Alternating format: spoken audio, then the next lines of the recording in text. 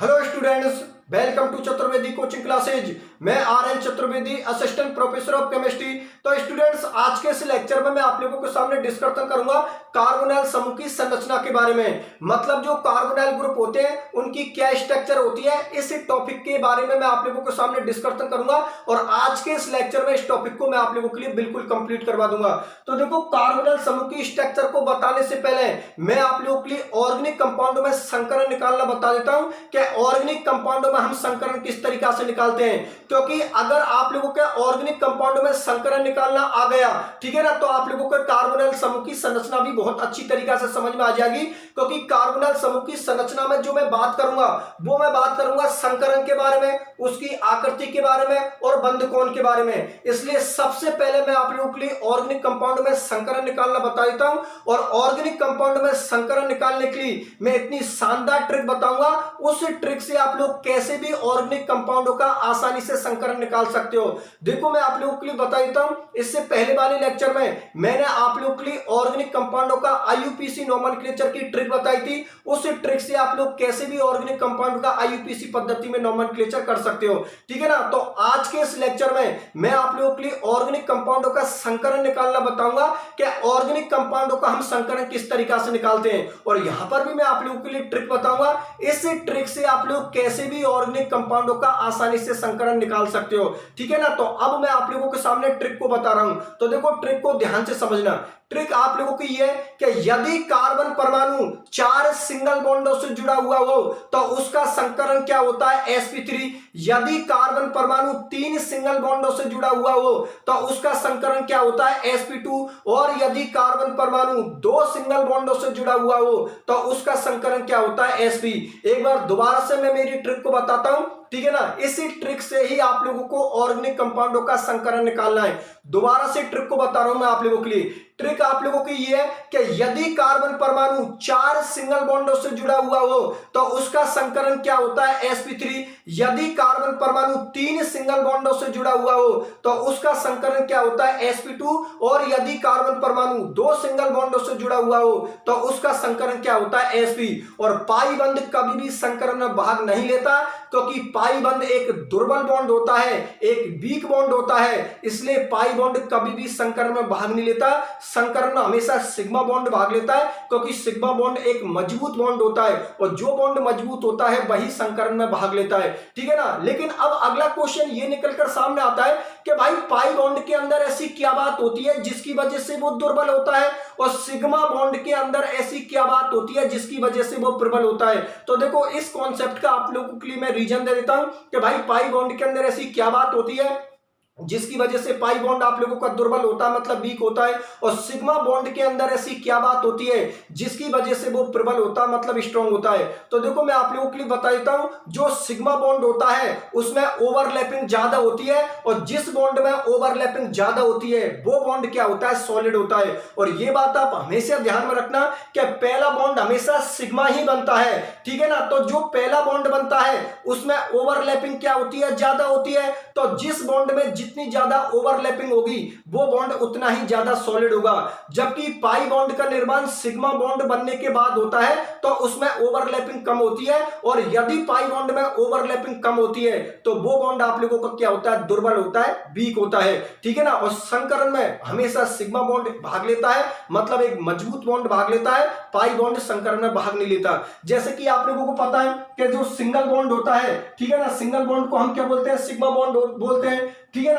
Double bond के अंदर एक सिग्मा बॉन्ड होता है और एक आप लोगों का पाई बॉन्ड होता है, और ट्रिपल बॉन्ड के अंदर एक सिग्मा बॉन्ड होता है और 2 आप लोगों के पाई बॉन्ड होते हैं। मतलब ये हुआ कि जो पहला बॉन्ड होता है वो पहला बॉन्ड हमेशा सिग्मा बॉन्ड होता है, उसके बाद दूसरे नंबर का और तीसरे नंबर का जो बॉन्ड होता है वो पाई बॉन्ड होता है। इसलिए सिंगल बॉन्ड में हमेशा सिग्मा बॉन्ड होता है, डबल बॉन्ड में एक सिग्मा और एक पाई बॉन्ड होता है, और ट्रिपल बॉन्ड के अंदर एक सिग्मा और 2 पाई बॉन्ड होते हैं। इस कॉन्सेप्ट को आप लोग हमेशा ध्यान में रखना, ठीक है ना। तो देखो, ऑर्गेनिक कंपाउंड में संकरण निकालने की ट्रिक तो मैंने आप लोगों के लिए बता दी। अब मैं 1-2 एग्जांपल ले लेता हूं, उन एग्जांपलों से आप लोगों को समझ में आ जाएगी कि ऑर्गेनिक कंपाउंड में हम संकरण किस तरीका से निकालते हैं। जैसे कि 11th 12th क्लास में आप लोगों ने ये पढ़ा है कि जो एल्केन होते हैं उनका संकरण sp3 होता है, जो एल्कीन होती हैं उनका संकरण sp2 होता है, और जो एल्काइन होती हैं उनका संकरण sp होता है। तो एल्केनों के अंदर ऐसी क्या बात होती है जिसकी वजह से उनका संकरण sp3 होता है, एल्कीनों के अंदर ऐसी क्या बात होती है जिसकी वजह से उनका संकरण sp2 होता है, और एल्काइनों के अंदर ऐसी क्या बात होती है जिसकी वजह से उसका संकरण sp होता है। आज के इस लेक्चर में मैं आप लोगों के लिए रीजन दूंगा, कारण दूंगा आप लोगों के लिए कि जो एल्केन होते हैं उनका संकरण sp3 क्यों होता है, जो एल्कीन होती हैं उनका संकरण sp2 क्यों होता है, और जो एल्काइन होती हैं उनका संकरण sp क्यों होता है। तो मैं यहां पर आप लोगों के सामने लिख देता हूं, यहां पर मैं एल्केनों को लिख देता हूं, यहां पर मैं एल्कीनों को लिख देता हूं, और यहां पर मैं आप लोगों के सामने एल्काइनों को लिख देता हूं। तो देखो ये तो आप लोगों के एल्केन हो गए। कार्बन कार्बन के बीच में यदि सिंगल बॉन्ड हुआ तो वो आप लोगों के कौन हो गए, एल्केन हो गए, ठीक है ना। कार्बन कार्बन के बीच में यदि सिंगल बॉन्ड हुआ तो वो आप लोगों के कौन हो गए, एल्केन हो गए। यदि कार्बन कार्बन के बीच में डबल बॉन्ड हुआ तो वो आप लोगों के एल्कीन हो गए, ठीक है ना। यदि कार्बन कार्बन के बीच में डबल बॉन्ड हुआ तो वो आप लोगों के एल्कीन हो गए, ठीक है ना। और यदि कार्बन कार्बन के बीच में ट्रिपल बॉन्ड हुआ तो वो आप लोगों की एल्काइल हो गई, ठीक है ना। ये सारी चीजें हम 11th 12th क्लास से जानते हैं कि यदि कार्बन कार्बन के बीच में सिंगल बॉन्ड हुआ तो वो एल्केन हुए, ठीक है ना। यदि कार्बन कार्बन के बीच में डबल बॉन्ड हुआ तो वो एल्कीन हुई, और यदि कार्बन कार्बन के बीच में ट्रिपल बॉन्ड हुआ तो वो आप लोगों के एल्काइन हुए, ठीक है ना। अब इन तीनों में हम लोग संकरण को समझते हैं कि एल्काइनों का जो संकरण होता है वो sp क्यों होता है, एल्कीनों का संकरण sp2 क्यों होता है, और एल्केनों का संकरण sp3 क्यों होता है। इस चीज को मैं मेरी ट्रिक से बताता हूं। ट्रिक को एक बार दोबारा से मैं आप लोगों के सामने बोल रहा हूं। ट्रिक आप लोगों की ये कि यदि कार्बन परमाणु 4 सिंगल बॉन्डों से जुड़ा हुआ हो तो उसका संकरण sp3 होता है। यदि कार्बन परमाणु 3 सिंगल बॉन्डों से जुड़ा हुआ हो तो उसका संकरण sp2 होता है, और यदि कार्बन परमाणु 2 सिंगल बॉन्डों से जुड़ा हुआ हो तो उसका संकरण sp होता है। और पाई बंद संकरण में भाग नहीं लेता, संकरण में ओनली सिग्मा बॉन्ड भाग लेता है, क्योंकि सिग्मा बॉन्ड एक मजबूत बॉन्ड होता है, और जो बॉन्ड मजबूत होता है वही संकरण में भाग लेता है। चलो ठीक है, इस ट्रिक को फॉलो करते हैं एल्केनों पर, एल्कीनों पर और एल्काइनों पर। तो देखो सबसे पहले इस ट्रिक को फॉलो करता हूं मैं एल्केनों पर। तो देखो यहां पर कार्बन कार्बन के बीच में सिंगल बॉन्ड है, तो मुझे दोनों कार्बनों का यहां पर संकरण निकालना है। चलो ठीक है, मैं इस कार्बन का संकरण निकालता हूं, तो अपनी ट्रिक को फॉलो करता हूं। तो देखो ये कार्बन परमाणु 4 सिंगल बॉन्डों से जुड़ा हुआ है। एक आप लोगों का ये रहा, एक आप लोगों का ये रहा, एक आप लोगों का ये रहा, और एक आप लोगों का ये रहा। मतलब ये कार्बन परमाणु 4 सिंगल बॉन्डों से जुड़ा हुआ है, इसलिए इसका संकरण क्या होता है, sp3, ठीक है ना। ये कार्बन परमाणु 4 सिंगल बॉन्डों से जुड़ा होता है, इसलिए इसका संकरण क्या होता है, sp3। चलो ठीक है, मैं इस कार्बन की बात करता हूं। तो ये कार्बन भी आप लोगों का 4 सिंगल बॉन्डों से जुड़ा हुआ है भाई। एक ये रहा, 2 3, और आप लोगों का चौथे नंबर का ये रहा, ठीक है ना। तो ये कार्बन परमाणु भी आप लोगों का 4 सिंगल बॉन्डों से जुड़ा हुआ है, इसलिए इसका भी संकरण क्या होता है, sp3 होता है, ठीक है ना। इसका भी संकरण क्या होता है, sp3। तो कुल मिलाकर मैं ये बोल सकता हूं कि जो एल्केन होते हैं उनका संकरण क्या होता है, sp3 होता है। बात समझ में आ गई? चलो ठीक है, बहुत अच्छी बात है। अब मैं बात एल्कीनों की करता हूं। तो देखो एल्कीनों के अंदर कार्बन कार्बन के बीच में डबल बॉन्ड होता है, ठीक है ना। और डबल बॉन्ड के अंदर एक सिग्मा बॉन्ड होता है और एक आप लोगों का पाई बॉन्ड होता है। मतलब जो पहला बॉन्ड बनता है वो पहला बॉन्ड आप लोगों का सिग्मा बॉन्ड बनता है, और सिग्मा बॉन्ड बनने के बाद फिर आप लोगों का पाई बॉन्ड बनता है। बात आप लोग समझ में आ गई? चलो ठीक है, अब देखो जो सिंगल बॉन्ड होगा वो आप लोगों का कौन होगा, सिग्मा बॉन्ड। तो ये भी आप लोगों का सिग्मा बॉन्ड हुआ, और ये भी आप लोगों का सिग्मा बॉन्ड हुआ। तो मैं बात करता हूं इस कार्बन की। ये कार्बन परमाणु आप लोगों के 3 सिग्मा बॉन्डों से जुड़ा हुआ है, 3 सिंगल बॉन्डों से जुड़ा हुआ है, क्योंकि पाई बॉन्ड को तो मैं काउंट कर ही नहीं रहा हूं। मैंने आप लोगों से पहले ही बोल दी कि पाई बंद संकरण में भाग नहीं लेता, संकरण में केवल सिग्मा बॉन्ड भाग लेता है। तो ये कार्बन परमाणु 3 सिग्मा बॉन्डों से जुड़ा हुआ है या 3 सिंगल बॉन्डों से जुड़ा हुआ है, और यदि कार्बन परमाणु 3 सिंगल बॉन्डों से जुड़ा हुआ है या 3 सिग्मा बॉन्डों से जुड़ा हुआ है तो उसका संकरण क्या होता है, sp2 होता है। तो इस कार्बन का संकरण क्या होगा, sp2। चलो ठीक है, बहुत अच्छी बात है। अब मैं इस कार्बन की बात करता हूं।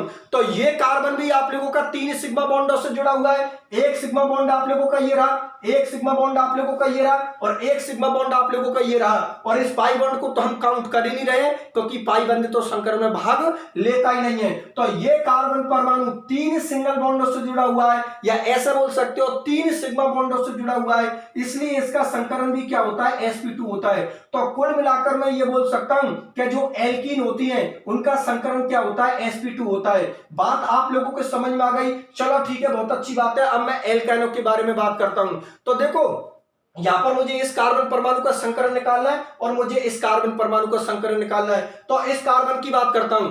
यह कार्बन परमाणु आप लोगों के 2 सिग्मा बॉन्डों से जुड़ा हुआ है, क्योंकि आप लोगों को पता है कि यदि कार्बन कार्बन के बीच में ट्रिपल बॉन्ड है, ठीक है ना, तो वो कौन हो गए, आप लोगों के एल्काइल हो गए, जिनमें एक बॉन्ड तो आप लोगों को कौन होगा, सिग्मा, और 2 बॉन्ड आप लोगों के कौन होंगे, पाई बॉन्ड। मतलब पहला बॉन्ड हमेशा सिग्मा बॉन्ड बनता है, उसके बाद दूसरे नंबर का और तीसरे नंबर का जो बॉन्ड बनता है वो बॉन्ड आप लोगों का कौन सा होता है, पाई बॉन्ड। तो ये भी आप लोगों का कौन हुआ, सिग्मा बॉन्ड, क्योंकि सिंगल बॉन्ड हमेशा कौन सा होता है, सिग्मा।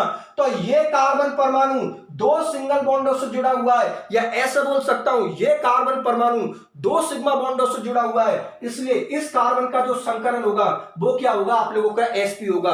बात समझ में आ गई? चलो ठीक है, बहुत अच्छी बात है। मैं इस कार्बन की बात करता हूं। तो ये कार्बन परमाणु भी आप लोगों के 2 सिग्मा बॉन्डों से जुड़ा हुआ है। एक सिग्मा बॉन्ड आप लोगों का ये रहा और एक सिग्मा बॉन्ड आप लोगों का ये रहा, इसलिए इस कार्बन का संकरण भी आप लोगों का क्या होगा, sp होगा।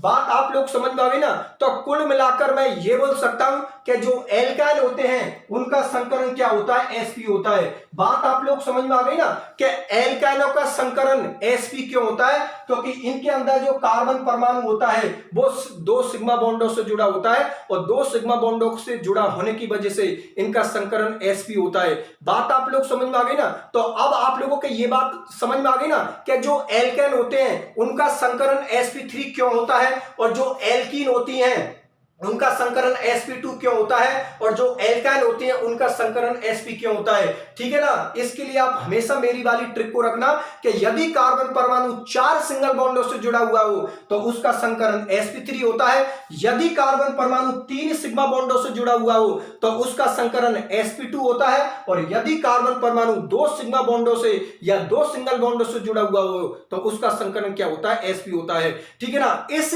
ट्रिक से आप लोग कैसे भी ऑर्गेनिक कंपाउंडों का आराम से संकरण निकाल सकते हो, और इसी ट्रिक से ही आप लोगों को ऑर्गेनिक कंपाउंडों का संकरण निकालना है। बात आप लोगों को समझ में आ गई? चलो ठीक है, बहुत अच्छी बात है। अब मैं बात करता हूं कार्बोनाइल समूह की स्ट्रक्चर के बारे में, कि जो कार्बोनाइल समूह की स्ट्रक्चर के अंदर जो कार्बन परमाणु होता है उसका संकरण क्या होता है, उसकी आकृति क्या होती है, और उसका बंध कोण क्या होता है। इन सभी पॉइंटों पर मैं आप लोगों के सामने अब डिस्कशन करूंगा, क्योंकि ट्रिक अगर आप लोगों के साथ है तो कैसे भी ऑर्गेनिक कंपाउंडों का आप लोग आसानी से संकरण निकाल सकते हो। ठीक है ना? जितनी भी मैं ट्रिक बताता चल रहा हूं आप लोगों के लिए, चाहे वो आईयूपीएसी नोमेनक्लेचर की हुई, चाहे वो आप लोगों की संकरण की हुई, या आगे मैं रिएक्शन करने की आप लोगों के लिए जो ट्रिक बताऊं, ठीक है ना, उन्हीं ट्रिकों को आप लोग हमेशा ध्यान में रखना। बात समझ में आ गई? चलो ठीक है, बहुत अच्छी बात है। अब मैं आप लोगों के लिए कार्बोनाइल समूह की स्ट्रक्चर को समझा देता हूं। तो देखो बोर्ड की तरफ, इसको तो मैं आप लोगों को सामने से मिटा देता हूं, ठीक है ना, और अब डिस्कशन करता हूं कार्बोनाइल समूह की संरचना के बारे में, कि जो कार्बोनाइल ग्रुप होते हैं उनकी स्ट्रक्चर क्या होती है। तो देख लो बोर्ड की तरफ।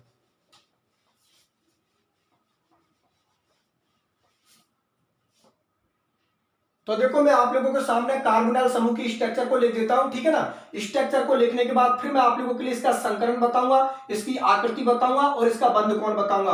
तो ये आप लोगों का कार्बोनाइल ग्रुप हो गया, ठीक है ना। ये आप लोगों का क्या हो गया, कार्बोनाइल समूह हो गया, मतलब कार्बोनाइल ग्रुप हो गया, ठीक है ना। आप लोगों को पता है कि डबल बॉन्ड के अंदर एक तो आप लोगों का सिग्मा बॉन्ड होता है और एक आप लोगों का पाई बॉन्ड होता है, ठीक है ना। तो ये हो गया आप लोगों का कार्बोनाइल ग्रुप, ठीक है ना। मैं लिख देता हूं, ये हो गया आप लोगों का कार्बोनाइल ग्रुप। अब देखो ध्यान से समझना, इस कार्बोनाइल ग्रुप की हम संकरण को देखते हैं कि जो कार्बोनाइल ग्रुप होता है, कार्बोनाइल जो समूह होता है उसका संकरण क्या होता है। तो देखो ध्यान से समझना, अभी मैंने आप लोगों से क्या बात बोली है कि ऑर्गेनिक कंपाउंडों का अगर आप लोगों को संकरण निकालना है तो संकरण निकालने के लिए हमेशा मेरी वाली ट्रिक को ध्यान में रखना।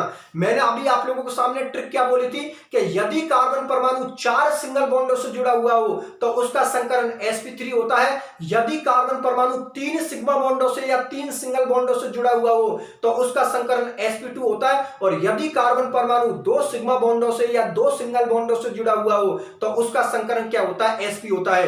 तो ये कार्बोनाइल कंपाउंड भी हम लोगों का ऑर्गेनिक कंपाउंड होता है भाई। ये जो हम लोगों का कार्बोनाइल ग्रुप है ये भी तो हम लोगों का ऑर्गेनिक कंपाउंड होता है। तो चलो ठीक है, इसका भी हम लोग संकरण देखते हैं, ठीक है ना। तो देखो यहां पर हमें कार्बन परमाणु का संकरण निकालना है। तो देखो कार्बन परमाणु के संकरण को निकालने के लिए यहां पर हम ये देखते हैं कि कार्बन परमाणु कितने सिग्मा बॉन्डों से या कितने सिंगल बॉन्डों से जुड़ा हुआ है। तो देखो ये कार्बन परमाणु आप लोगों का 3 सिग्मा बॉन्डों से जुड़ा हुआ है, ठीक है ना। एक सिग्मा बॉन्ड तो आप लोगों का ये रहा, ठीक है ना। एक सिग्मा बॉन्ड आप लोगों का ये रहा और एक सिग्मा बॉन्ड आप लोगों का ये रहा, ठीक है ना। और अभी मैंने आप लोगों से क्या बात बोली है कि यदि कार्बन परमाणु 3 सिग्मा बॉन्डों से या 3 सिंगल बॉन्डों से जुड़ा हुआ हो तो उसका संकरण क्या होता है, sp2।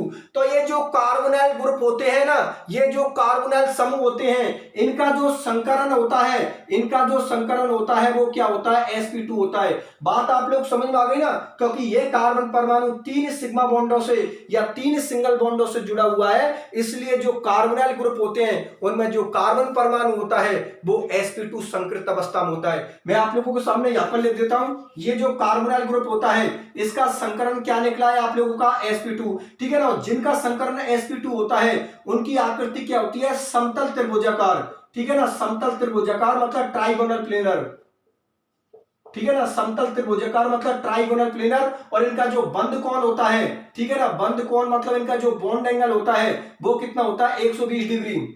ये भी आप लोगों का 120 डिग्री होगा, ठीक है ना। ये भी आप लोगों का 120 डिग्री होगा और ये भी आप लोगों का 120 डिग्री होगा।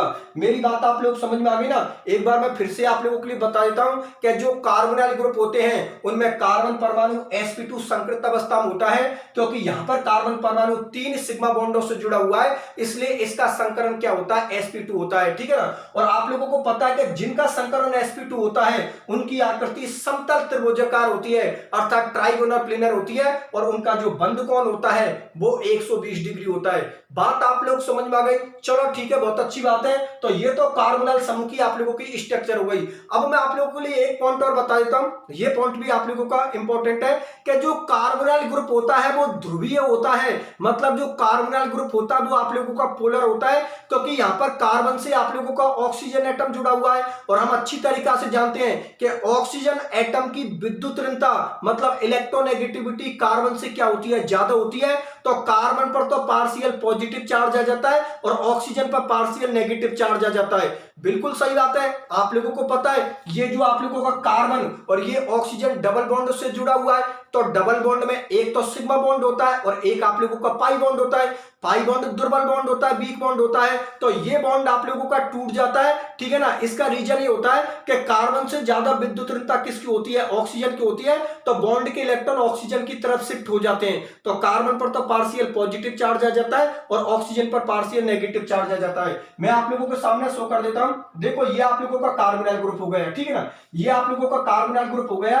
ये कार्बोनाइल ग्रुप आप लोगों का ध्रुवीय होता है, मतलब पोलर होता है, क्योंकि यहां पर कार्बन से ज्यादा विद्युत ऋणता किसकी होती है, ऑक्सीजन की होती है। तो ये बॉन्ड के इलेक्ट्रॉन है ना, ये किसकी तरफ शिफ्ट हो जाते हैं, ऑक्सीजन की तरफ, ठीक है ना। हम जानते हैं एक बॉन्ड में कितने इलेक्ट्रॉन होते हैं, 2 इलेक्ट्रॉन होते हैं। तो ये बॉन्ड के इलेक्ट्रॉन किसकी तरफ शिफ्ट हो जाते हैं, ऑक्सीजन की तरफ शिफ्ट हो जाते हैं। तो कार्बन एटम पर तो पार्शियल पॉजिटिव चार्ज आ जाता है और ऑक्सीजन एटम पर पार्शियल नेगेटिव चार्ज आ जाता है। मतलब कंडीशन ये हो जाती है आप लोगों की, कार्बन एटम पर तो पार्शियल पॉजिटिव चार्ज आ जाता है और ऑक्सीजन एटम पर पार्शियल नेगेटिव चार्ज आ जाता है। इसलिए जो कार्बोनाइल ग्रुप होते हैं, कार्बोनाइल जो समूह होते हैं, वो आप लोगों को क्या होते हैं, ध्रुवीय होते हैं, मतलब पोलर होते हैं। बात आप लोगों को समझ में आ गई, चलो ठीक है, बहुत अच्छी बात है। अब सुनो मेरी बात ध्यान से, मैंने आप लोगों के लिए कार्बोनाइल समूह की स्ट्रक्चर को बता दिया कि जो कार्बोनाइल ग्रुप होते हैं उनमें कार्बन परमाणु sp2 संकृत अवस्था में होता है, ठीक है ना। उनकी आकृति समतल त्रिभुजाकार मतलब ट्राइगोनल प्लेनर होती है और बंद कोण मतलब बॉन्ड एंगल कितना होता है 120 डिग्री। और जो कार्बोनाइल ग्रुप होता है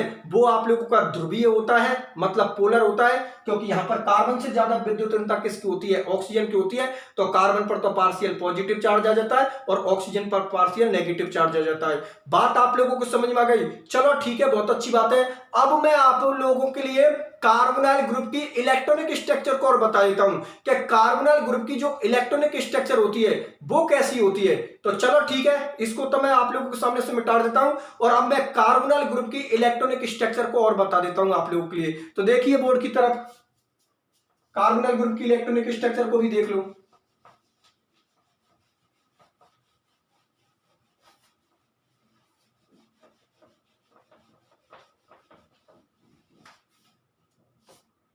तो देखो मैं हेडिंग डाल देता हूं, कार्बोनिल समूह की